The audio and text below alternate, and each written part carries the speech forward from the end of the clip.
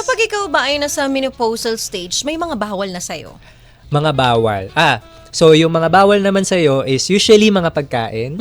So may mga pagkain na i-moderate natin, kumbaga. So, Kapag mga, nandun ka na sa menopausal stage, yes. bakit? May Kasi effect po ba ito sa na-aggravate kababaihan? niya yung hot flashes, yung mga nararamdaman natin. So, mas napapagrabe niya. Napapatrigger Yes, niya. napapatrigger niya yung mga nararamdaman natin or ng mga pagka-irritable. So, kasama dito yung mga caffeinated na mga pagkain, na mga beverages, yes, ganyan, tulad ng coffee, kape, mga soft carbonated, drinks. yan, soft drinks, yan, mga maaanghang.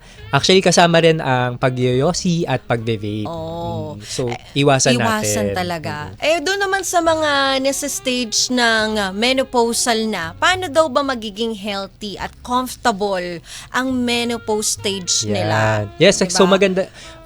Syempre, 'di ba, parang Kasama na rin irritable dyan. na, 'di ba? Sabi mo nga kanina yung mga bawal. I think kasama yes, na rin yun. kasama yan. Oo. So, dapat iwasan natin yung mga bawal. Especially yung yosi, tsaka yung vape, tsaka yung mga pagkain niya na hindi healthy, kumbaga. So, idagdag natin dyan, dapat palagi nag-exercise. Kasi DJ Mate, kapag ka nagme-menopause, or pag menopause na, ang effect nun sa babae, isa sa mga main effects is humihina yung buto. Okay. So, kailangan talaga nag-exercise ang mga kababaihan, lalo na kung mga may edad na. Kasi isa yun sa magpapatibay ng mga buto natin.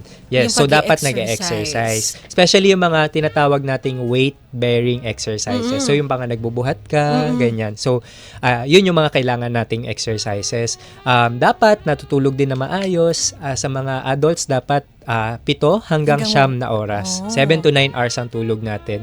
Dapat maganda rin ng diet, no? So, mga veggies, fish. Yes. Iwas muna sa mga Yung mga mga delikato sa ating Yes. makolesterol. maalat, yan, sobrang tamis, yan.